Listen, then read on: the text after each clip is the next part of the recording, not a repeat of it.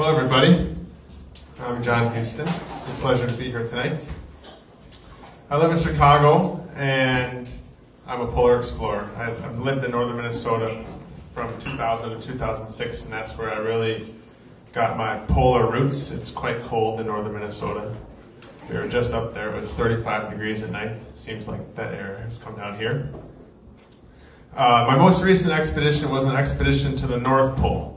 We were near the Northwest Passage, but not really going through the Northwest Passage. And this was a historic expedition in that my partner and I, Tyler Fish, became the first Americans to ski unsupported and unassisted from Canada to the North Pole. And only 23 people had ever done this expedition before we accomplished it this past April.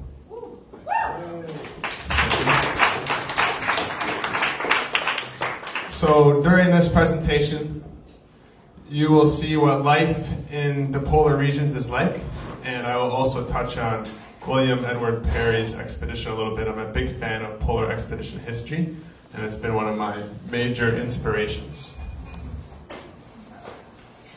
Brief history of me. Caroline already talked about most of it, but here's some photos to go with it. In 2005, I traveled on the Greenland ice cap with a team of Norwegians. I was the only North American on a BBC and History Channel television production. And the cool thing about this expedition, well, I was paid to go on it, and that's a rare thing, to be paid to go on an expedition, because it was a film project. But we used completely 1911 period food, clothing, and equipment.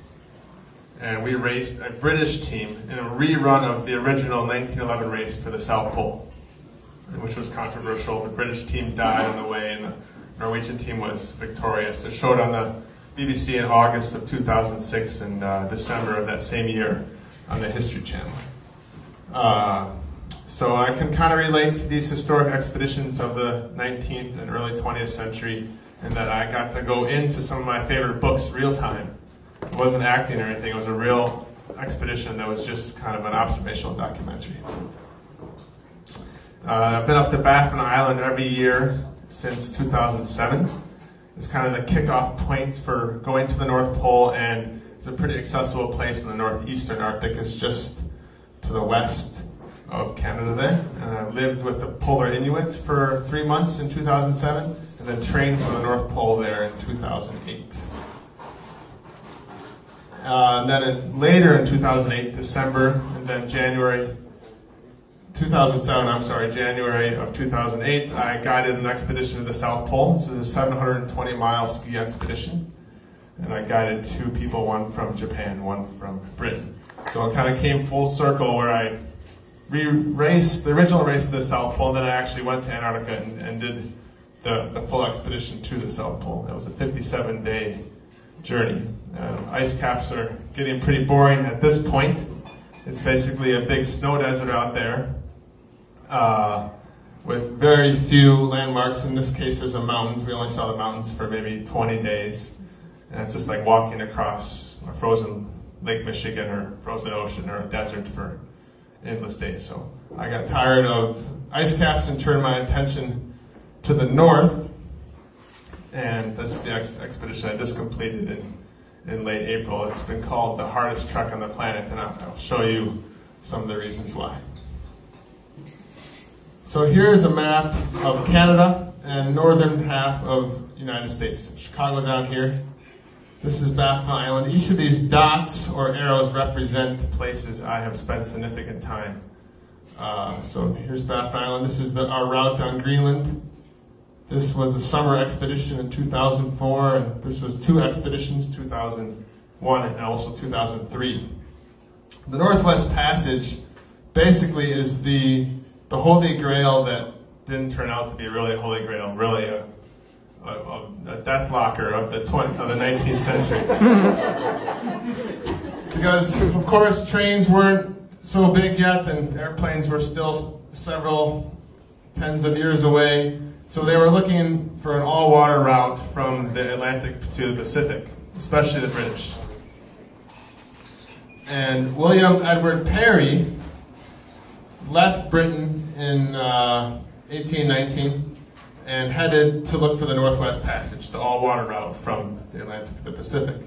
And the actual route, which was first completed in 1906 by one of my heroes, Norwegian explorer Roald Amundsen, goes like this, down here. And there's still several expeditions this year trying to do it, but the passage is choked with ice.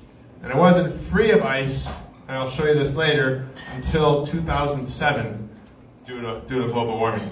So, thanks to global warming, we can now get through there. And global warming came way too late because, well, hundreds of British lost their lives looking for the Northwest Passage. Because classically, these ships, which are wooden sailing vessels that can hold up to 75, 100 men sometimes, are really not built for the rigors of sea ice pressure. And they get crushed in the winter, and then the British, who are still dressed in their British naval uniforms rather than real polar gear, eventually a lot of them perish because they refuse to learn from the local culture, which is the Inuit culture. Whereas the Norwegians, Roald Amundsen in particular, went and learned from the Inuit and incorporated that into his Norwegian already polar ski technique. So William Edward Peary comes up here and starts to encounter some ice, and he does really darn well for the early 19th century. Everybody, as far as I know, survived. Did anybody die on that trip? One person. One person? That's pretty good. He talks about he thinks it's psychological. Yeah, he kind of went loony. Yeah, something like that. This happens because after November, as that poem that was just read through, north of the Arctic Circle, you get 3 months of complete darkness. And our North Pole expedition started on the very tail end of that. So, yeah, you have to have psychological wits about it and a lot of positive attitude to survive. So the 2 ships were harbored here. And to get there, this is a picture of the 2 vessels. They cover it with a thick cloth and kind of create a winter haven and do the best they absolutely can and entertain themselves. It's really a mental expedition at this point.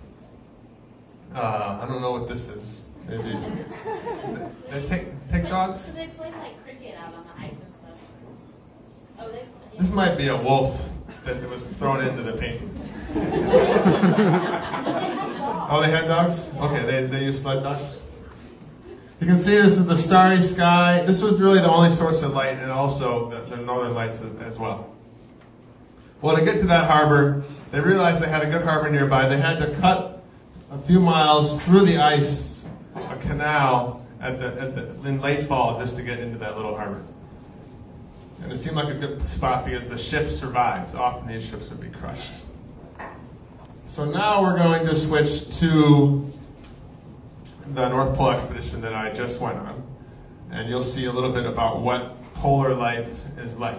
It's truly a mental expedition. It's one of the most remote regions on Earth. The Arctic Ocean and the Arctic is a very kind of, it's a subtle place that a lot of people don't know about. If you say the Arctic Ocean, a lot of people don't even realize, oh, there's an ocean up by the North Pole. Is that on land? Are there polar bears there? Or is that Antarctica? People get confused easily. Well, the Arctic Ocean is a sheet of ice that's moving. It's floating on water. And this basically acts like plate tectonics in hyperspeed. So you get little ridges of ice, small little mountains, and the ice is also pulling apart. And you have open water leads.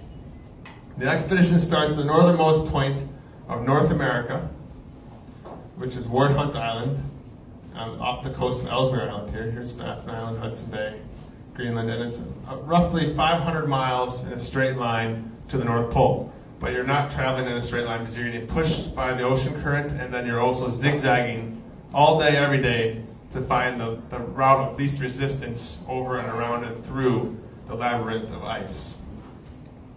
It's a completely unpredictable environment. It changes year to year and day to day. It's a complete expedition of the unknown. You really never know what's coming next.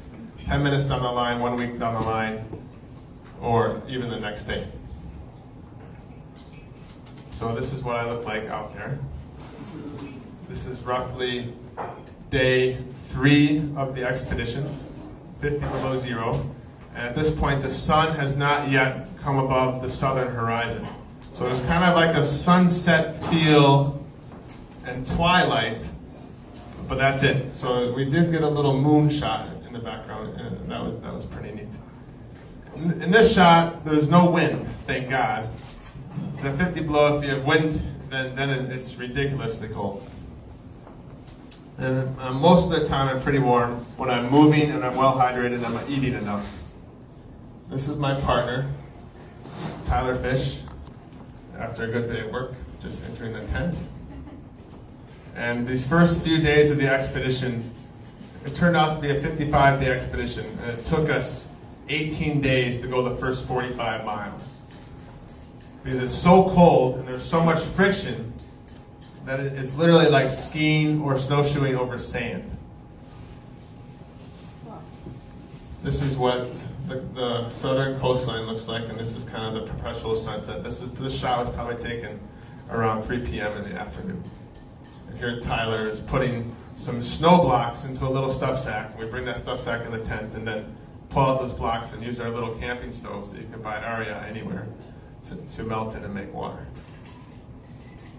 So even though our equipment is different, William Edward Perry was essentially doing the very same thing. He was melting ice and snow to make water and living very simply and cautiously in these temperatures. It's basically you have to try to survive and move a lot and generate your own heat. You're the warmest thing out there, certainly.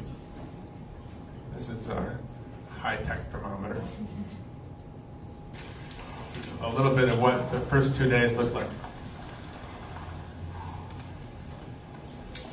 Ice Armageddon.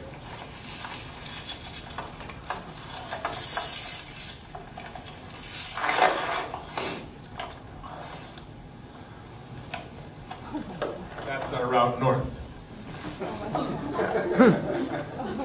You see why we're going really slow. Sounds are incredible. That's because it's 40 below zero. Everything is extremely brittle.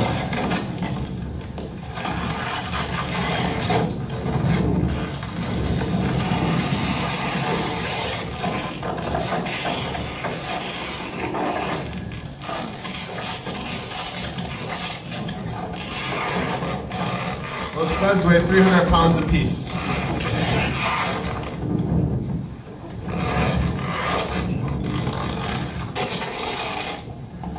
I actually enjoy this compared to an ice cap because it's interesting. You have to make decisions and move around. You're not just kind of on autopilot. It is frustratingly slow sometimes, certainly.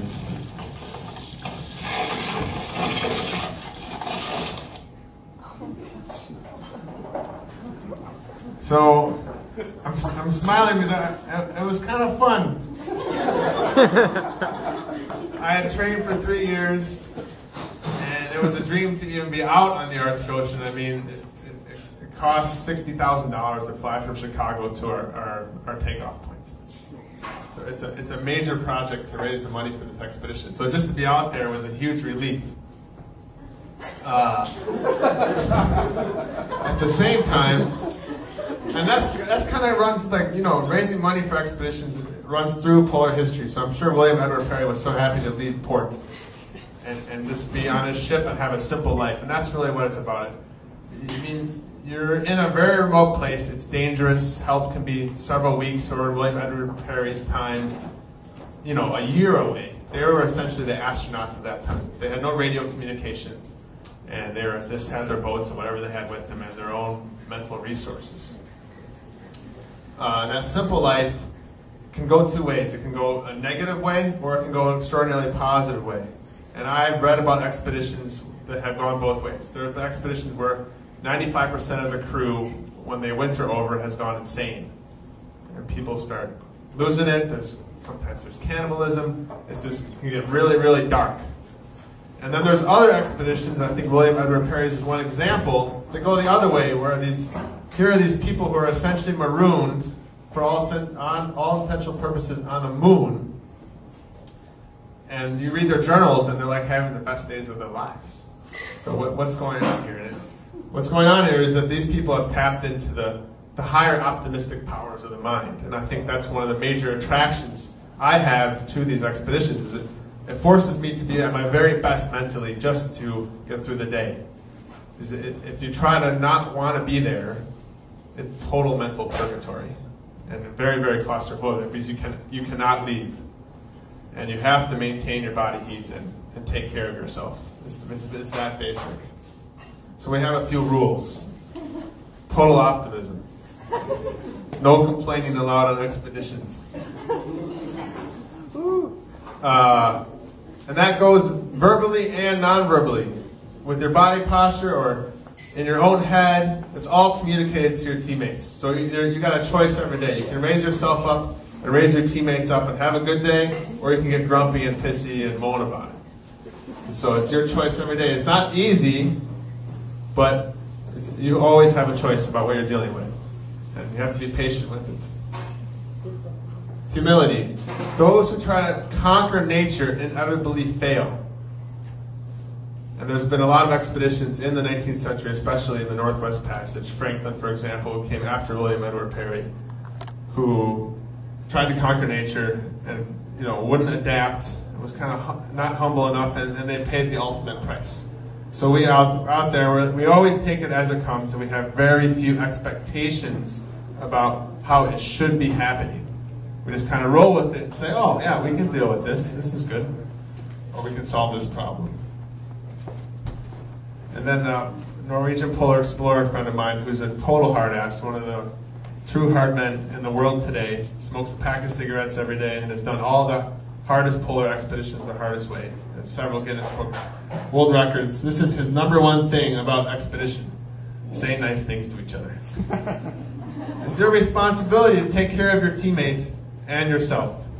So it's that optimistic choice. And this was reflected by William Edward Parry and the North Georgia Gazette. And this is just a little snippet from the introduction of the book. But this quotation, cheerfulness, which is always amenable as a private virtue, becomes, in our case, almost a public duty. They totally got it. They were creating their own mental situation out there, and they succeeded on this expedition because of that. So here's a few snapshots of our daily life out on the ice. This is a photo of Tyler. He's navigating by GPS. Back in William Edward Parry's day, you needed 2 things to be able to navigate. You needed a sextant, which takes the angle of the sun to the horizon, and that can determine your latitude, and then a very, very accurate watch to determine your longitude. So telling time was actually a huge breakthrough in navigation. And so having a watch that functioned in the cold was a huge deal. We just have this little thing. It's a GPS. And that will tell us where we are and what direction we have to go and how fast we are drifting. Because we're on the Arctic Ocean here, but it's basically a huge sheet of ice that is slowly drifting one direction or the next. So every time when we go to bed, we don't know where we're going to wake up. Sometimes we'll be south, sometimes we'll be north, and that really affected us toward the end of our trip. This is a nice photo of Tyler skiing around some ridges of ice. And we carried 2 sleds, and they added up to be 300 pounds each. They carried all of our food, fuel, medical supplies, equipment for the whole entire 55 days. And it's unsupported, unassisted. So that means an expedition of no second chances. If something breaks, we have to fix it. And if we don't ration out our food properly, toward the end of the trip, we're going to starve. And we're eating about 8,000 calories a day, which is like a little bit more than we eat a day. And most of it is fat, because fat has the most calories per weight or per gram. So we love to bring pasta and chocolate and things like that, but they end up weighing too much because the volume is so great. So we take butter, we took deep fried bacon, some nuts, fudge bars, that was lunch, all those items, and then we had like a meat stew for dinner with ramen noodles and butter. So it sounds disgusting, but you turn into a fat-burning furnace, and you really, really, really want it. And toward the end of the trip, I could have eaten double that, no problem. We each lost around 25 to 30 pounds, no problem. And we were totally emaciated when we finished. because you're skiing every day, 10 to 17 hours a day, and you are really exerting yourself, and you're just burning calories like crazy just to stay warm. So you're seen as kind of a self-care expedition. If you don't drink water on time, you get dehydrated, and your physical function goes down, and so does your mental function. If you don't eat enough food, the same thing happens, and then you start to get colder more easily. So that was Tyler skiing on some relatively flat surface. This is Tyler skiing across a newly frozen lead. A lead basically looks like a little stream or river in the ice landscape. And since the ice plates are moving, sometimes they spread apart and reveal open water, and that can freeze very quickly or take a long time to freeze. And sometimes these sections then pinch back together. This is a very spongy surface. It's not like lake ice. It's very flexible. And when you're skiing on sea ice, it feels like you're skiing on a sheet of plastic that's covering a pool. If you've ever seen something like that, it's kind of a weird sensation. So you always have to keep moving. This is what we look like. Every 90 minutes to 2 hours, we just take a break, sit on our sleds, drink some water, and eat as much as possible in 5 to 10 minutes before we start to get cold. And getting cold is something we're very familiar with. We didn't get frostbite. We like to say frostbite is a self-inflicted injury. It means you messed up. It means you didn't take care of yourself properly. So if you ever see a news headline, somebody in the Arctic got frostbite, well, that's their problem. They didn't know what they were doing. But it can be very painful to get cold. I'm very good at getting cold, but not cold enough to get frostbite. So I get pain in my fingers and toes, and I have to warm myself up by forcing the blood back out to the fingers, and that takes a lot of energy sometimes. So it was always a very fine line. So this is what we dealt with sometimes. And we had more of this at the beginning of the expedition when the ice was pushed up against land, and then it relaxed toward the northern part of the trip. But still there was a lot of obstacles the whole way. This is a picture of me. We had made a little raft out of our 2 sleds and hopped over this open lead. This is an extraordinarily cold day. The Arctic Ocean is a little known fact that it's the most humid place on Earth, because the water is always, always, always warmer than the air. So it's steaming and making low clouds, and when you have an open water lead like this is, it's just a very tiny skin of ice that we cannot ski across. We have to find a way around it. It's extraordinarily cold. We can feel like a mile away that we're coming to some open water. We're like, oh, what's this going to look like? So sometimes we come to an open water lead and we are forced to swim across. So we're wearing a dry suit, which is completely waterproof, and it fits over all of our clothing, and it also acts as a flotation device. So in this photo, the temperature is like maybe 20 or 30 below, but the water is 30 degrees. So it's 60 degrees warmer in the water. So as long as you're in there for a short time, it's actually a warmer experience in the water. And this kind of solved the problem of getting to the North Pole in modern times, because you come across these areas of open water, especially more now since the ice is thinner. And you put on a dry suit and you can swim across and then pull your sleds across rather than take a boat or something like that. So it sounds extreme, but it's one of those things that when you line it all up, it's not that cold of an experience. But I don't think that convinces too many people. This is what our tent looks like. Very simple, breathable fabric. Gore-Tex does not work on the Arctic Ocean. It's too cold. We don't have enough heat to push that moisture beyond that membrane. We each use 2 sleeping bags inside of each other, and this is our little teapot. We brought that in to cook all of our water, and we did have the stoves inside the tent to generate a little bit of heat. This is a typical scene inside of our tent.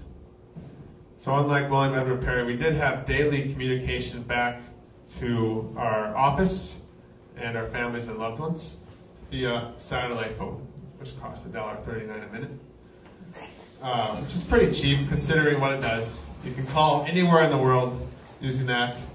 Here's our bowls, water bottles, pot, pretty typical camping scene, but just way up there on the Arctic Ocean.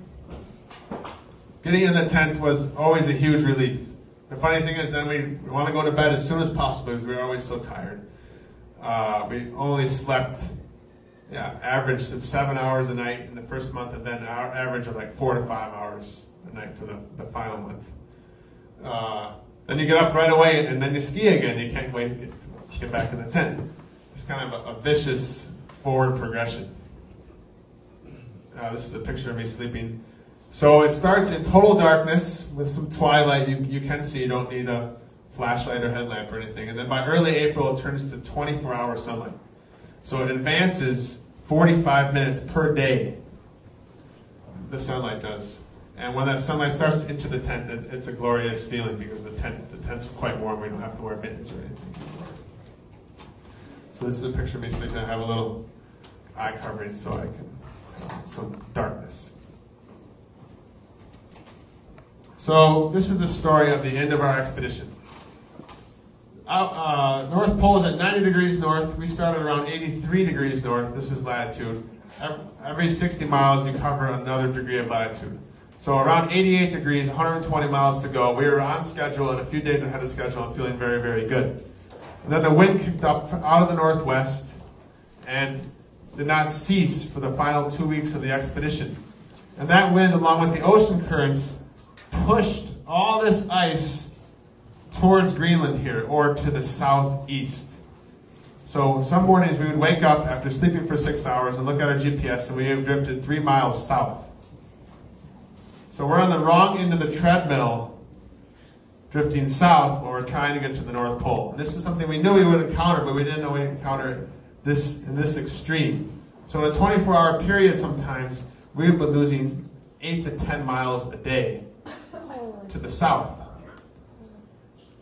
And we're already quite exhausted. We're already skiing 15 hours a day sometimes just to make northward progress. And then we sleep and we lose distance and we're like, how are we going to make it to the North Pole on time? There's a logistics window. A Russian company has a little base near the North Pole on the ice in the month of April. And when they pull out, our flight cost goes from $35,000 to $175,000. So we really, really want to get there before we probably wouldn't have been able to pay that, so we would have failed and not reached the North Pole, and they would have picked us up short of our goal. So what we decided to do is basically not sleep and keep going. With a structure, we had a very strict routine. Every 90 minutes we stop, we drink, we eat, we take care of each other. And when you're plugged into that routine, it's kind of like being in the military. The human body and mind can achieve a whole lot. It's really about a powerful, positive routine. So for the final 66 hours of the expedition, we only slept 3 hours. And this is after 3 weeks of only like 4 or 5 hours a night. So we were just dead tired. This is Tyler on the final day of the trip. We would put up the tent every 12 hours and make some food and take a nap for an hour. And Tyler snored, and he threw out his anti-snoring device to say, "Wait." So I wasn't so happy with that for the final 4 days. But we made it. It's kind of an anticlimactic thing to make. Because we made it 10 hours ahead of our deadline, and the North Pole, since it's drifting, the actual pole is on the bottom of the ocean, 14,000 feet below where we're standing. And so the North Pole looks like every other spot on the trip. There's no like pole, or Santa's not there, or anything. So you look around, you get your GPS, and you basically walk in circles for up to half an hour until you actually get to the pole. And then as soon as you're at the pole, you're not there anymore because you drifted. So we were so happy to get to the North Pole. We had a good hug, and then we just went to bed. We called home. Using the satellite phone, though, we're able to blog every day. We leave a voicemail that's transcribed by our office, so schools and our sponsoring companies, whoever wanted to, could follow along. So it's a live story. Whereas in William Edward Perry's time, people would be gone in the Arctic for 4 or 5 years and come back and then have to wait for the story. Carrion Bridge was one of our charities that we sponsored.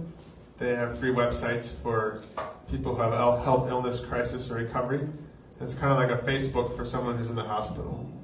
So if I have a brother who's in the hospital, I can start a Caring Bridge page for him, and then I can blog about his experience, and he can blog if he's able, and then people can send supportive messages. It's really a positive support thing available to anybody. So here's our Russian helicopter coming to get us. It's quite strange.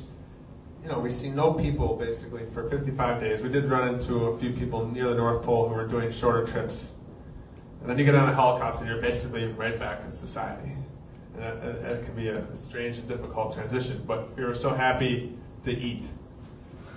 We each lost 25 to 30 pounds, but we also burned our taste buds because we were eating boiling hot food all the time. So we were disappointed when we got back to civilization. We couldn't really taste anything for the first week. But that didn't stop us. So this is Tyler's first impression. I mean, when you haven't taken a shower in 2 months, that's one thing. But when you get in the shower and you touch your body, and it's a whole different body than it was when you last took a shower, it's shocking. My armpit felt like a cave. We'll talk about climate change a little bit because it did affect our expedition. But a lot of people don't know how the Arctic Ocean, which is perhaps the place on Earth most affected by climate change, is changing these days. So this is the minimum sea ice extent on the Arctic Ocean on average between 1979 and 2000. And that's normally right around this time of year after the 24-hour sunlight of the summer has melted the ice away. So you can see here the Northwest Passage still is included with ice on average in those 21 years. Well, that's what 2005 looks like. Almost a quarter of that ice is gone. Because what happens is all the CO2 countries like the US produce is pushed north through the Earth's convection system, and the pole is heating up faster than any other place on Earth. And because sunlight is reflected by ice surface, when there's less ice surface, it also heats it up more because that dark water attracts sunlight. So it's a vicious, ever-widening feedback loop. And then we get, so this is the average, 79, 2000, 2005, and this is 2007, the first year ever that the Holy Grail of the Northwest Passage was open. And then this year, I think it's actually back out here, but it's not the whole story. The ice is a lot thinner than it was 20 years ago. So some scientists are predicting there may be no sea ice in the Arctic Ocean in the next 20 years, and all these predictions are happening sooner than they think they will. So it opens up all this for mineral exploitation and transportation, and how the world manages that will say a lot about our civilization and society. So that's an easy day, and that's all the photos I have, and I'm happy to take questions for 5 or 10 minutes. Any questions? Yeah. You said that you lived with polar Inuit people when you were training for the expedition. What type of training did you do? I lived with polar Inuit. I was working for another expedition, running logistics, and I lived in all these little Inuit towns on the coast of Baffin Island. So just being in the north is training, and learning how they live a little bit is training, but the real training came through like skiing to the South Pole and working with more experienced polar explorers who had done similar expeditions. And in the summer, I trained by pulling tires to simulate pulling a sled. So in Lincoln Park, I'd be pulling tires up and down the lakeshore with my ski poles. It's the exact same motion that I would be skiing. And it's quite a funny sight. Traffic would stop. Everybody would be like, "Where's your car?" And old guys would drool. It's just a magnet for attention. So the training really and the preparation is the expedition. So if we train and prepare properly, we have a lot higher margins of success. Yeah. Yeah, was your body temperature thrown off at all? Yeah, that's a good question. Hypothermia is a drop in body temperature. And we were quite fat at the beginning of the trip. Right now I weigh like 180 pounds. In the beginning I weighed like 193. At the end I weighed like 165. And in the beginning, we were quite warm. We actually wore less clothes at 50 and 60 below than we did at 0 degrees and windy at the end of the trip because our bodies lost the ability to stay warm. And unless we were moving or eating, then we couldn't stay warm standing still. So yeah, I think I did have some body temperature drop, and it was a total pain in the ass in the end because we just didn't have any time to enjoy where we were. We always had to be moving, or we would just get cold and then get frustrated that we'd have to expend all this energy dancing around and shadow boxing to warm back up. Sometimes my hands would get cold, just identified by pain in my fingertips, and it would take me an hour of skiing to get them back feeling normal. So it was a challenge. Anything else? Yeah. Did you anticipate this kind of topography of the surface, or did you study satellite pictures, or The satellite pictures, it changes every year just depending on how the ice piles up. Basically, it's like I said, plate tectonics at hyperspeed, and these ice pans are colliding and pulling apart, and the ice jumbles are always different. And the satellite images that come back, we can't receive them because our phones are just too slow of a connection. So our office can tell us a little bit, but we really just have to take what we get. And I think the ice is thinner, so it's more rubble than it was in the past. I think 40% of our expedition was through rubble. But the ridges between the pans, sometimes in the past they'd be 30 to 40 feet. It was rare that we would come across something that tall. So it's like a miniature mountain range where two ice pans collide and push vertically. Yeah? Well, I'm also wondering too, was it we're adjusting to more noise in the city than when you're out at that over there? Well, I was born in Evanston, grew up in the west suburbs, and I'm kind of half in city, half out of city, so I'm comfortable in both places. But yeah, it's crazy quiet. There's nothing but your own movement and the wind out there. There are polar bears, which we didn't see any, which is good because we're now at the top of the food chain when polar bears are around. Yeah, it's more of an adjustment mentally to come back to society where on an expedition we don't have to think about what to eat ever. We just eat what's in front of us. We're hungry. We're happy to have it. It tastes good. You open the fridge sometimes, oh, what am I going to eat today? All these choices in life. Well, sometimes that can bog down the mind from a greater purpose, which in our case was getting to the North Pole, and to free up the mind from those little choices allows other energies. And I think that's a neat transition to go into, but it can be difficult coming out of sometimes. Anything else? What's your next trip? I'm done with the big long ski trips for some time. It gets a little boring trying to occupy the mind for 12 hours a day. I mean, I have the iPod sometimes, but even that is a way of marking time, and it's better. I found I'm really good at zoning out, where it's kind of meditative. You're skiing, and 2 hours, which is a full-length movie, goes by and it seems like 5 minutes. And that can be a really beautiful thing. But yeah, enough long-distance ski trips for a while for me. So maybe I'll do some triathlons or something like that, or some warmer trips. Yeah, another question? Did you have a question?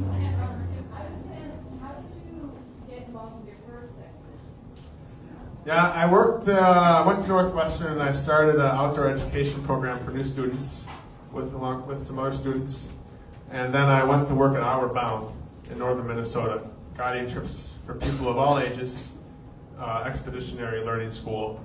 And I fell in love with dog sledding and cross-country skiing and winter travel, and especially polar expedition history, where these lesser-known expeditions like William Edward Perry's that are successful, but for that reason they're not really well known. And there's a lot that can be learned from those positive models of inspiration. And so I just got lucky with some opportunities and kept following it. All right, thanks for listening, everybody. Enjoy the evening.